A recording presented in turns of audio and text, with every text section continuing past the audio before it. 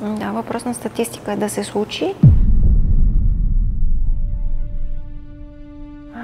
Детето ми се казваше Любомир. И наистина носеше любов и мир. Децата и младежите от 5 до 29 години, смъртността от ПТП е на първо място като причина за смъртност в тази възрастова група.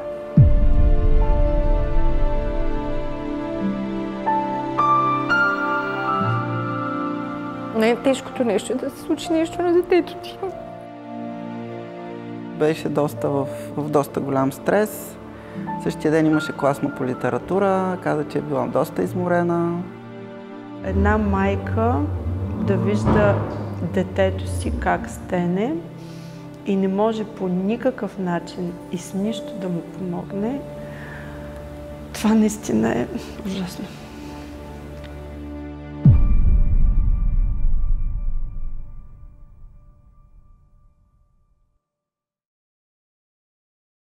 Аз бях мъртъв по всички медицински стандарти. Едната и маратонка беше някъде, другата мисля, че беше на крака. Нали, забите ги нямаше. Носа и беше подут в кръв. Аз виях празната стая и извадих дрехите, в които имаше кръв. Якито беше нарязано от предното стъкло на въпросния автомобил. Седнах тук с идеята не да разкажа за нашата лична трагедия, а с идеята да кажа на всички хора,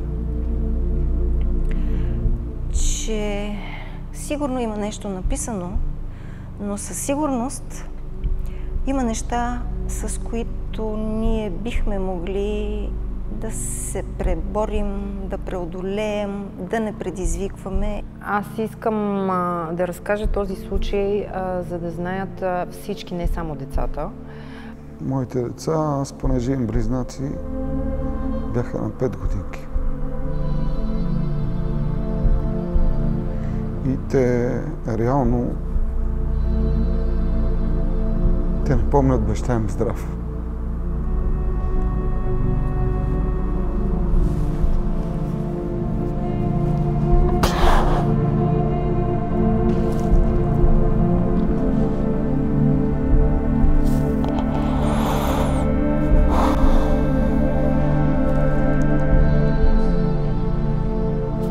Съжалявам. Ето го. На последния мотор. Щастлив, усмихнат. Ето го. Когато ми изпрати снимка на този въпросния мотор, в момента, в който го видях, цялата настръхнах. Сестра ми се обади. Много ужасно обаждане, от което всеки родител се притеснява. Ревеше по телефона и само каза: мамо, блъсна ме кола.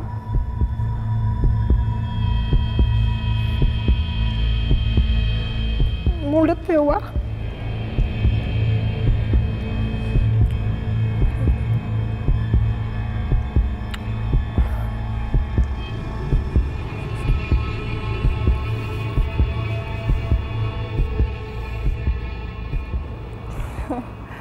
Майчиното сърце знае разни неща. Попитах с Любчо ли стана нещо и той ми каза: прибирам се, като си дойда ще ти обясня. Почти веднага знаех какво се е случило и ни казаха най-страшното нещо, което един родител може да чуе за детето си. При катастрофа с автобус е загинал на място. В деня, в който регистрирам мотора сутринта, вечерта се случи катастрофата. Не знам колко време съм пътувала, не знам как съм стигнала до там, не знам червено, зелено. Това беше най-дългия път, който съм. Имах чувство, че колата ми не върви. Аз шофирах до Пловдив, но ми се стори, че карам наобратно, а не към Пловдив. Нямам никаква представа как съм стигнала до там. Адски бавно, защото цялото движение беше задръстено заради случая. Само се молях да е жив. Надявах се да е жив. И през цялото време си казах: Дени, мамо, бе, не гледаш ли като пресичаш? Не погледна ли? Откъде се взела тази кола? Там има светофар. И може би, ако моята дъщеря не беше пред майката с бебето, най-вероятно щеше да бъде блъснато бебето.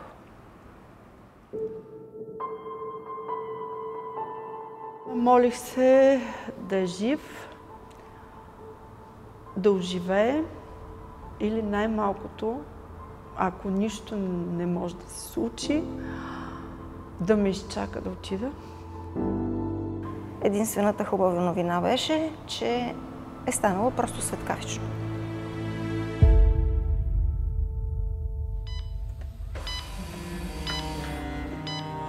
След като се събудих след комата, дълга медикаментозна кома, в Пирогов, в реанимация. Макар и малко вулгарно да звучи, като коледна охал кичен. Централни вливатели, дренажи, системи, вързан, да не се нараниш ръцете, интубиран. Тежък мозъчен кръвоизлив, пневмоторакс на бял дроб. Слава на Бога, нищо счупено. Знаех, че има много кръвозагуба, много голям кръвоизлив. До тук операциите, които са и направени, са 4. Предстоят и още. Никой не ми да гаранция, че той ще отвори очи. Можеше да се случи на 100% той е на 27 години, на 100% да остане без деца. Много дни интензивно, вече не знам колко бяха. Гледах детето си, което нито ме чуваше, нито потрепваше. Каквото и да кажех, виждах една статуя, цялата в системи, апарати, шина на врата, кислородна маска. Не можеше да ходи, предимно беше на легло. 6 години, до които бях плътно с патерици, за 6-те първи години имам около 2 години, може би ми се събират сумарно на легло. Вече 10-та година започна от 9-та изтече от инцидента. Аз съм с непрекъснати болки денонощно. И това не виждам как би могло да се промени. Ще има дефицити в движението. Опитваме се, борбата ни е те да са минимални. Ще има белези по кожата, разбира се, вследствие на множеството интервенции операционни. И разбира се, психически травми при всички случаи ще има. Първоначално, докато си в реанимация и докато си под упойващи вещества, някак си е по-розово. Така обезболяват те и още нямаш реална представа какво е станало, какво предстои тепърва. Минава ти най-лошото и първоначално си мислиш дали има смисъл да те спасат. Но пък след това вече, като преминеш този период, нямаш право да обезмислиш всичките ти усилия на всичките екипи, на доктори, лекари, сестри, здравни служители, които те обгрижват. Това са над само за мене, докато ме спасат и изведат от реанимация, са се грижили над 100 човека. И нямаш право, нали, мисълта, мене лично, мисълта, която ме спаси е от пагубните мисли, тъй като минаваш през различни етапи на самосъжаление, самобичуване и т.н. Мене ме спаси мисълта за моите деца. Единствено и само това успя да ме спаси. Иначе ти минават лоши мисли.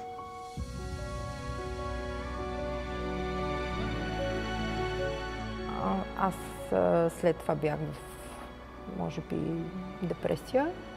Може би човек, майка, трябва да се мобилизира психиката, да си мине прегледи, всичко, да се погрижи за детето си,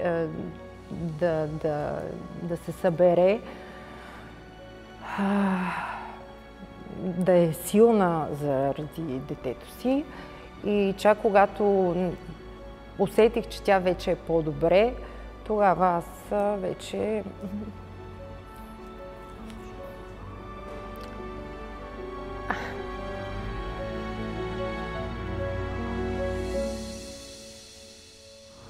Аз не съм се върнала към стария начин на живота. Няма и да се върна. Остава. Винаги остава.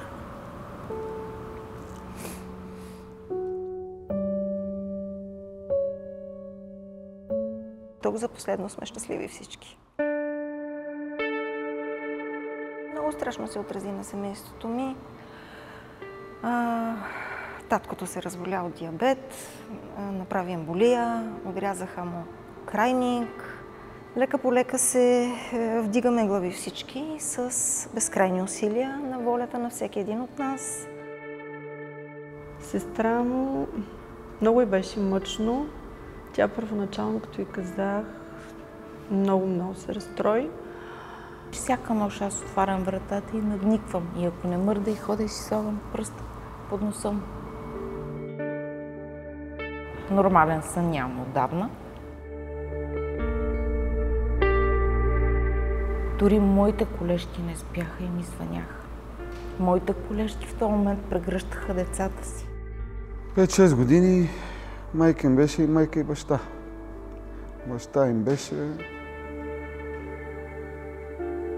или на легло, или в болница, или на операция, или се опитваше да се изправи, да се възстановява. Тя беше и мама, и тати. Осакатяването на един родител също не е лесно за семействата, за децата и въобще за живота на хората. Аз се опитвам, аз не мога да наваксам това време с децата, но се опитвам по някакъв начин в техните интереси, на техните години, някак си да ги грабна, да искат малко повече време да прекарат с мен. Последните образни диагностики или по-скоро ядромагнитен резонанс показаха, че травмите в мозъка ми продължават да стоят. 9 хематома, един доста по-голям, които казват, че за сега са неподвижни, но при някакво движение може да засегнат център. Може реч, може движение на детето, може всичко да се случи. Борбата продължава. Дори тези части от секундата, за което се е случило това нещо, нашата битка продължава вече втора година.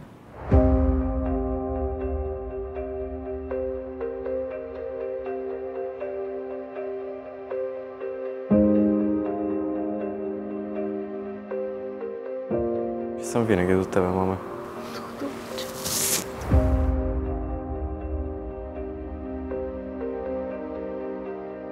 Ако можех да върна времето, ще да й кажа: не бързай. Не бързай. Огледай се. Внимавай. Ако мога да върна времето назад, ако сега си купя мотор, в момента в който го купиш, идвам и най-демонстративно го запалвам и ти няма да караш мотор.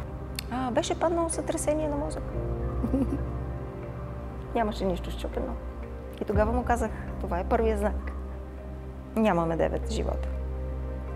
Но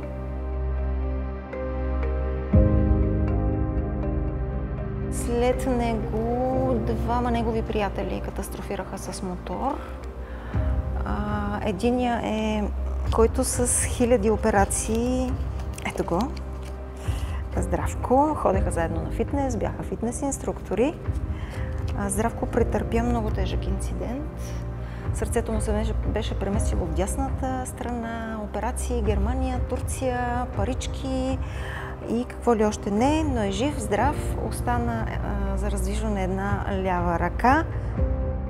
Често хората правят генерални промени, когато в живота й настъпи кризисна ситуация. Дали това ще бъде смърт, катастрофа и други негативни събития, те принуждават човека тогава да направи по-различна генерална промяна от комфортната среда, в която се намира в тези моменти.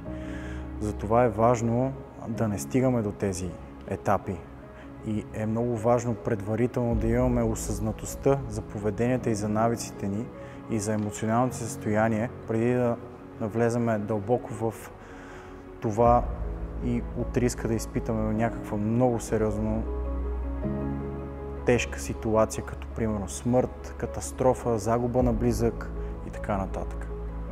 Търсенето на удоволствия в крайната си фаза води до смърт. Описано е много назад във времето.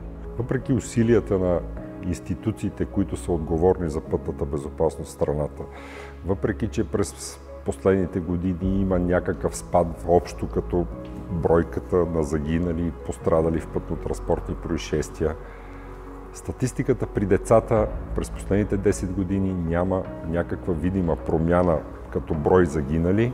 Средногодишно загиват 32 деца, а при ранените деца имаме увеличение през последните години. Около 200 деца тежко пострадали при пътно-транспортни происшествия. Тежко пострадали значи, че тези деца са получили такива увреждания, които остават за цял живот. Безопасността на движението е отговорност на всички участници. Не може да очакваме, че само контролните органи или само инфраструктурата или само обучението в училищата, в детските градини ще променят ситуацията в страната. Всички ние сме участници и всички ние трябва да допринесеме да се подобри безопасността на движението. Човека, който носи отговорност, в повечето случаи самия родител на обучаващия се млад шофьор, и с приятели съм си говорил, те стават по-отговорни, по-внимателни като шофират и знаейки, че носят отговорност, обучават и своето дете, дават повече от себе си, както за негово добро, така и те се самодисциплинират по някакъв начин. Всичко това, което се изнася като беседи в детски градини и училища, ако личният пример на родителите след това показва другата страна на нещата, това, че може да не спазваме правилата, че може да се движиме със скорост, която ние си прецениме, детето ще подражава на родителя, не на учителите и на тези, които изнасят беседите в училищата и детските градини. Мили родители, нашите деца гледат какво правим и слушат това, което им разказваме. Нека да бъдем добри и да помогнем за хубави неща в живота, за хубави моменти и за хубави емоции. Бъдете по-разумни по пътищата, само това ви моля. Както на мен се случи утре, това може да сте вие, може да е вашето дете, може да е вашия родител. И обръщайте повече внимание на децата. Бъдете това, което искате вашето дете да бъде. Както казват, възпитайте себе си, тъй така или иначе децата ще станат като вас. Не преживявайте това, което аз преживях, което моето семейство преживя, което моето дете преживя. Говорете с децата си, повтаряйте. Ако трябва по 10 пъти на ден, ако трябва по 20, повтаряйте. Да се вслушат в молбата ми, в думите ми, да вникнат в болката, която сме преживяли нашето семейство. Да внимават и да не разчитат шофьорите да ги пазят. Сами да се пазят. боли ме сърцето, наистина, не знам от лекарска гледна точка възможно ли е това. Всички казват, че сърцето не боли. Повярвайте ми, не е спирало да ме боли. Аз мога и на мен няма да се случи. Това е.